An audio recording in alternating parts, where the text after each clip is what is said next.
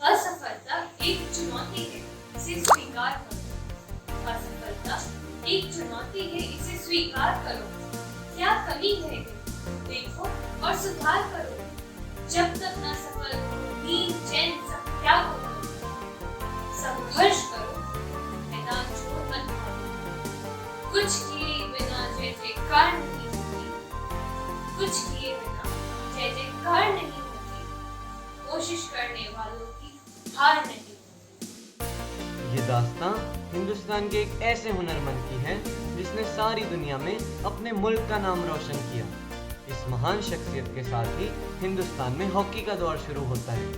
Major Dhyanchand एक ऐसा नाम जिस पे नाज करता है हिंदुस्तान, जिसको अपने फन का जादूगर कहा गया और हॉकी जिसके इशारों पर नाचती थी। मेजर ध्यानचंद, जो रात रात भर चांद की रोशनी में नंगे पांव अकेले हॉकी खेलते थे और जिन्होंने देश के सम्मान और इज्जत के खातिर हिटलर से भी कह दिया था, मैं ठेठ हिंदुस्तानी हूँ। चांदी के सिक्के और ताकत के खातिर हिंदुस्तान नहीं छोड़ेंगे। ध्यान सिंह ने कच्ची उम्र में ही हॉकी के खेल से आंखें लड़ा बैठे। वे अपने दोस्तों और भाइयों के साथ जाते, पेड़ की डाल तोड़कर हॉकी स्टिक बनाते और दिन भर खेलते रहते। ध्यान सिंह जी ने सेना में अपना आवेदन लगा दिया और उनका चयन हो गया।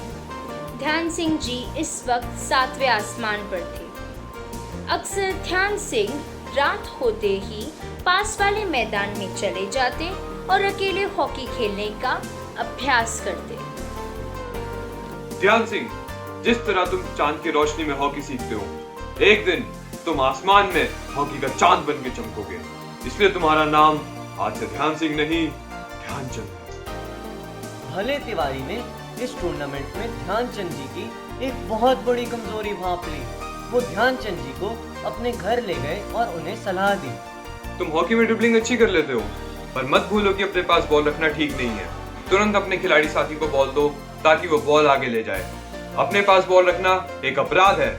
एक अकेला आदमी कुछ कर सकता है, पर अगर सारे मिल जाएं तो बहुत कुछ कर सकते हैं। भले तिवारी जी ने ध्यानचंद जी को एक मंत्र भी दिया, जिसने ध्यानचंद जी को हॉकी का जादूगर बनने में बड़ा योगदान दिया। लक्ष्य के होने पर शरीर का नहीं बल्कि पूरे दिमाग का इस्तेमाल करना होता है। फिर देख 100% गोल। ध्यानचंद जी ने जिंदगी भर इसका पालन किया और अपने आप को हॉकी के प्रति समर्पित किया। फाइनल में आधी से ज़्यादा टीम बुखार का शिकार हो गई थी और खुद ध्यानचंद को 103 डिग्री बुखार था। ध्यानचंद, तुम बीमार हो। डॉक्टर की राय है कि तुम्हें आराम की सख्त जरूरत है। सर, मैं सिपाही हूँ और जब जरूरत हो तो सिपाही जान की बाजी तक लगा देता है। मैं और मेरे सारे साथी खेलेंगे और स्वर्ण पदक लाएंगे। ठीक है, जैसा तुम्हें ठीक लगे। और उसी बीमार टीम ने फाइनल में हॉलैंड को 0 के मुकाबले 3 से मात दी और ध्यानचंद को हॉकी का जादूगर बताया गया।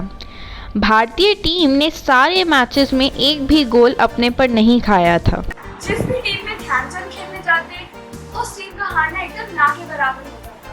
1935 में 30 मुकाबलों में से भारतीय टीम ने सारे जीते और उसमें से 20 गोल तो ध्यानचंद ने अकेले ही करे। डॉन ब्रैडमैन ने ध्यानचंद से कहा, आप तो ऐसे गोल बनाते हैं जैसे मैं क्रिकेट में रन लेता। और अब बात है 1936 बर्लिन ओलंपिक्स की।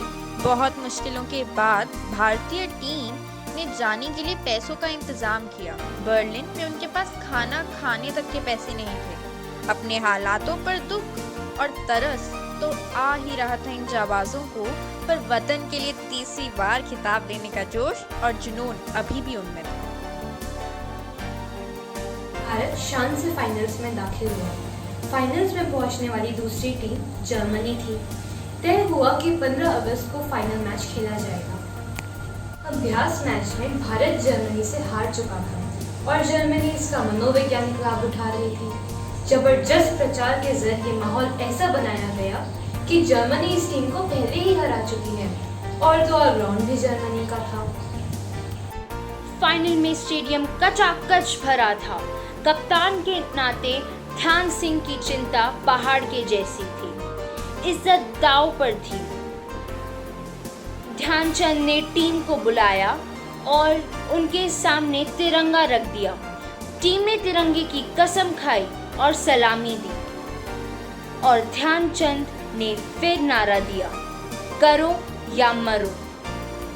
आधे समय के बाद टीम अब बिजली की तेजी से खेल रही थी। होता ये था कि भारतीय टीम मूव बनाती और ध्यानचंद चकमा देकर बॉल ले जाती। जर्मनी का ऐसा अपमान कभी नहीं हुआ।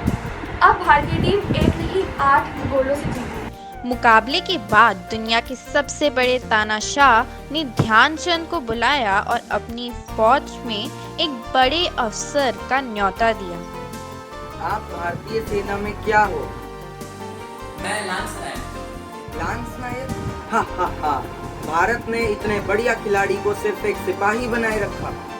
किसी तरफ से हॉकी खेलो, मैं तुम्हें मार्शल बना दूंगा। सर मैं सिपाही हूँ और जब जरूरत हो तो सिपाही जान की बाजी तक लगा देता है।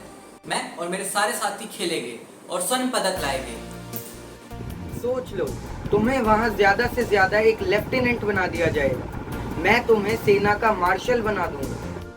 मेजर ध्यानचंद का नाम आज के हिंदुस्तान में हॉकी के किसी देवता से कम नहीं है। ना ही उन्हें किसी सम्मान की या पहचान की जरूरत है। मसला तो सिर्फ ये है कि आजादी के बाद हमने एक ऐसा हिंदुस्तान रचा है जिसमें नई पीढ़ी अपने पूर्वजों के बारे में जानती तक नहीं। ध्यानचंद जी के जन्मदिन के अवसर पर उनको सच्ची श्रद्धांजलि तो यही होगी कि हम एक बार फिर देश की हॉकी को वहीं ले जाएं जहां ध्यानचंद हमें छोड़ गए थे, क्षितिज के उस पार। तू खुद की खोज में निकल, तू किस लिए हताश है। तू चल, तेरे वजूद की समय को भी तलाश है। जो तुझसे लिपटी बेड़ियां, समझ न इनको वस्त्र तू। जो तुझसे लिपटी बेड़ियां, समझ न इनको वस्त्र तू। ये बेड़ियां पिघाल के बना ले इनको शस्त्र तू। तू खुद की खोज में निकल, तू किस लिए हताश है। तू चल, तेरे वजूद की समय को भी तलाश है। तू चल, तेरे वजूद की समय को भी तलाश है।